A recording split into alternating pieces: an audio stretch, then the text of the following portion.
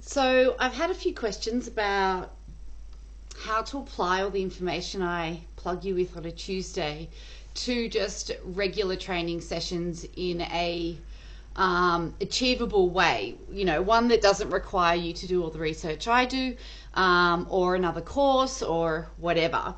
And I thought that was a good idea. So this month we're going to be talking about how to integrate everything that we've learnt for the past 4 years into just regular everyday training. So the kind of training I do is strength and conditioning. I do it in a mainstream gym, and I train exclusively women. So the way I've structured it is group training only.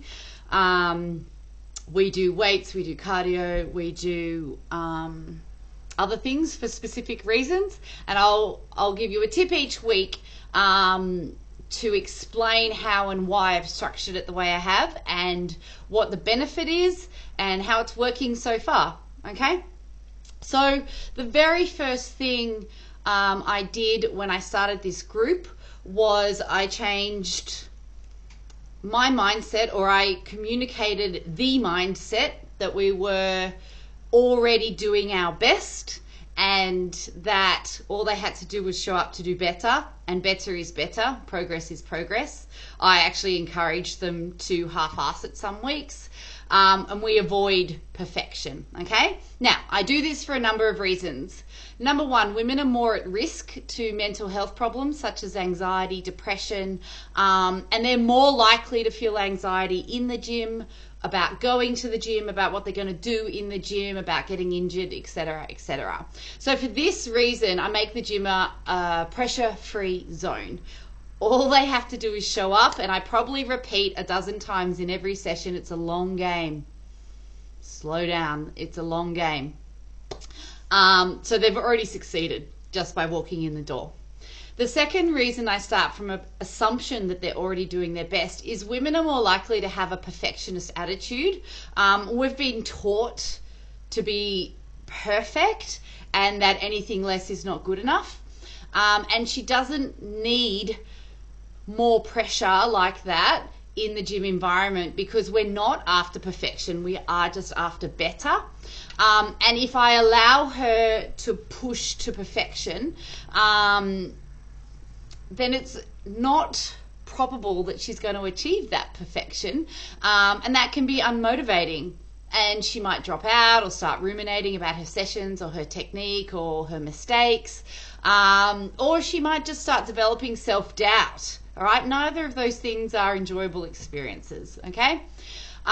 My third reason, women are usually carrying the mental and physical load of the household, and they don't need more pressure and more load loaded on top of that. I said load a lot of times in that point, but it is amazing if they showed up. Even if they're 15 minutes late, they made a huge effort to get there, because they've probably made breakfast, made lunch boxes, they've probably done a spot of cleaning, they've probably shopped for tonight's dinner. They're on the go, but the type of tasks they're doing are generally unrecognized, unpaid, unnoticed. So make sure you do notice, and then notice when she shows up too. So if my client is 15 minutes late, it's because they could not get there any earlier, and because they really want to be here, and I'm like, yay, she's here, she's already doing her best. And my last reason, possibly the most important one, is that it's rare that I have a female requirement that's getting the minimum requirement of sleep, exercise, hydration, and nutrients in a day. This means if I were to smash them in every session, it could be harmful to their health and their hormonal system, and consistency is my priority over intensity. And in these populations that aren't getting adequate sleep, nutrition, hydration, etc., they'll get better results with moderate consistency than high intensity inconsistency. So the doubts that I've heard from trainers when I've said these and when I've communicated this approach include judgment. They judge their clients that they're not prioritizing their training, they're not trying hard enough, especially when they're late a lot. They feel if people aren't pushed, that the session's not worth it. And they feel that a client has to achieve X, Y, or Z before they've actually succeeded as a trainer. So this is what I have to say about that. I actually have more to say, but I'm going to save it for next week. If she's late, she's still shown up and she really wants to be here. Don't make it about you or your perception of how she should be arranging her life. Women in the 30 to 50-year-old age group are still doing the lion's share of caring roles. And I've looked up the statistics because I do know it's changing, but there's still women doing twice as many women are doing twice as much as men in the household day to day. And anyone who is responsible for a child at school knows that the school emails alone will take up an hour of your day, let alone adding it to the calendar, organizing the materials, figuring out where you're going to fit it in. It's a lot. That job alone. I've also worked out just doing dinner every night takes me 2 hours a day. By the time I've planned it, sourced the food, bought the food, brought it home, washed it, chopped it up, put it in a lunchbox, a dinner plate, it's 2 hours a day.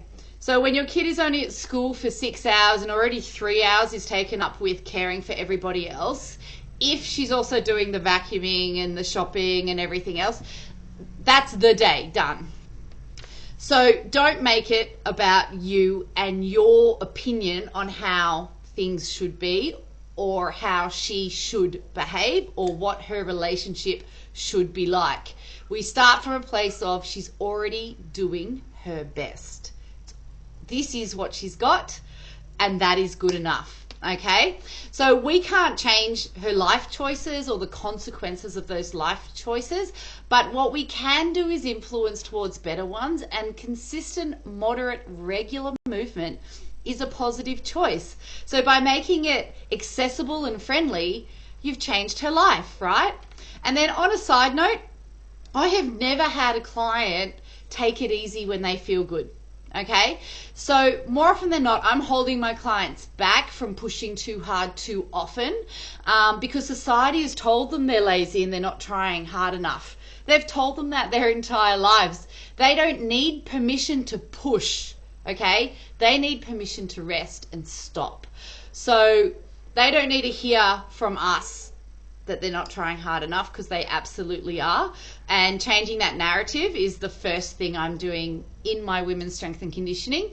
I'm starting from that place of you are giving this life and your family the best you've got, and let's enhance that rather than come